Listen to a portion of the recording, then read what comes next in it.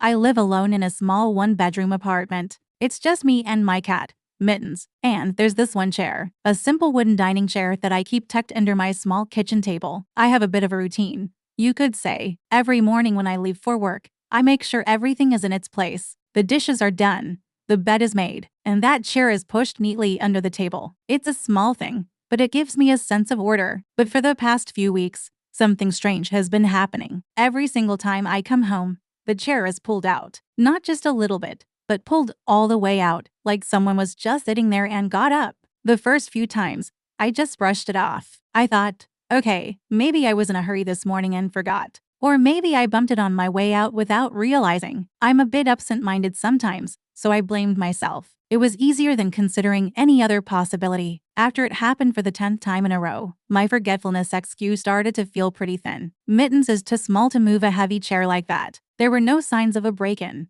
Nothing was ever stolen. And my door was always double-locked. It was just the chair. Always a chair. My friends joked that I had a ghost, and we all laughed. But a tiny seed of unease was planted in my mind. The feeling that I wasn't entirely alone in my own home started to creep in. So, last week, I decided to get some answers. I set up my old phone on a shelf across the room, angled perfectly to see the table and chair. I pressed record, said goodbye to an empty apartment, and left for the day. My heart was pounding all day at work. I couldn't focus. I kept imagining what I might see. A shadowy figure? The chair sliding out on its own? I rushed home, my hand slightly shaking as I unlocked the door. And there it was. The chair, pulled out from the table, waiting for me. I grabbed my phone from the shelf and immediately started scrubbing through the 8 hours of footage. I watched the entire video on fast forward, my eyes glued to the screen. And nothing. Absolutely nothing. The chair didn't move an inch the entire time. The sun moved across the floor. Dust motes danced in the light,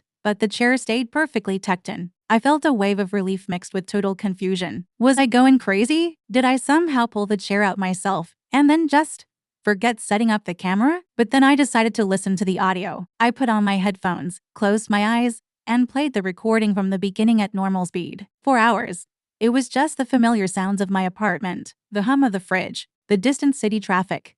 Then, round midday, I heard it, a soft, subtle noise. The sound of fabric shifting, like someone adjusting their position in a seat. My blood ran cold. I cranked up the volume, my ear pressed against the headphone. And then, a voice. It was a whisper, raspy and low, so quiet I almost missed it. It said two words that I'll never, ever forget. Don't rush me.